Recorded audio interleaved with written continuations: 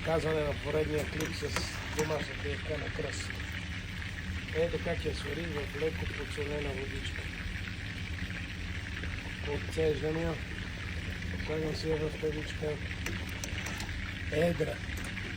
Едра на много едри парчета, така и обичам. И за мен е изпечена с този цвят на старо злато. Иначе дава една идея по-светла, но аз си обичам да бъде с този цвет. Сеждам си ивката хубаво, слагам в тавичката. Всички прегощат около мене вече, като се събират да ядем. Тук си препичам на сърцето мандърчишката. Даже сега добре сварих ивка, пак сварете, момчета, обичам се много. Така, ето я. Готови сега на ивка.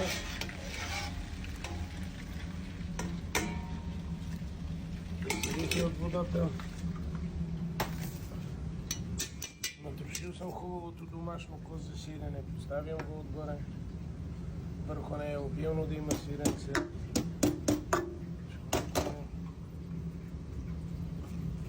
Копавам сиренето да потъне малко в нея, за да умекне и то, въпреки че една идея мекичко, безсолил съм го да не е много солено от хората.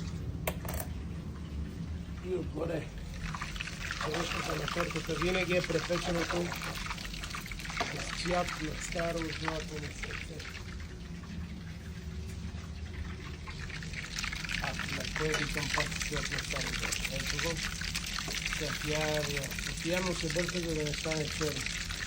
Прегорили става черни бурчи. И няма да бъде никога в това вкус и аромат, който когато е с цвета на старото злато.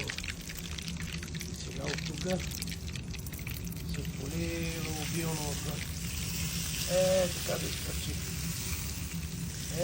Точно е така да изпрачи. И погледа на моя приятел Кирчо. Така. Да бъде. Това е завършъка на тази невероятна домашна ивка, която всеки да го приема както си иска. Много има домашни ивки, но по-хубаво от тая, като самата ивка аз не съм открил. И начина, по който я правя, по-хубав начин. Някои си слагат червен пипер в маслото, слагайте си хора, няма проблем, не че пречи.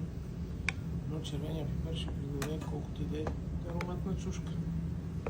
Червен пипер се прави чушки, не от моркови, нито морковната чушка трябва да има в тази красота. Айде, хубава вечер. А от мен добър вечер, че е вечер в момента. И понеже ще имам гости, които искат да ядат от най-хубавата ивка на света, няма да спра да го казвам, защото е факт. Ивка по-некраси мир. Ето я.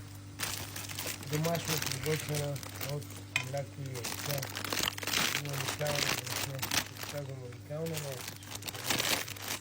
не говорим това си внасям от други държави, да не го казвам, защото ще има каквито пак. Масло мандърджийско. Голяма буца домашно на сърце. Слагам да се стопи.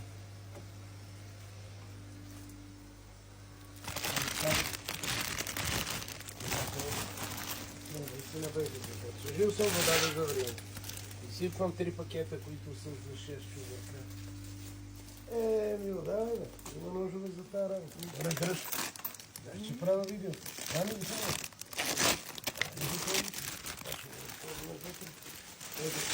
Изсипвам втори пакет.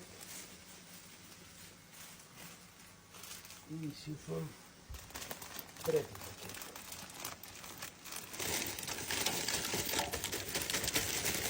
Едро, хубава, печена с цвят на старо злато. Така, сиренце. Приготвил съм ви. Това не ви прилича на калфанско, нали? Или на лидовско. Това е козе домашно сирене. Уникално на вкус от Балкан. Чупа го него на парченца. И след като свърх хубаво ивката, помешвам със сиренето и поливам с препечено на сърце. След малко ще покажа крайния резултат. Това изящество за мен наречено домашна ювка. Домашната ювка с домашни продукти. Мандраджийско масълце, козе сирене. Как го направих, показвам в видеото за хората, които обичат домашни храни. Красенче, да си ми жива и здрава, мило, че правиш това уникално нещо. Да дадеме толкова години. Благодаря ти много за тази прекрасна ювка. Ще ти напиша номера, ако някой иска да си вземе, да си вземат, да си поръчат точно от това нещо.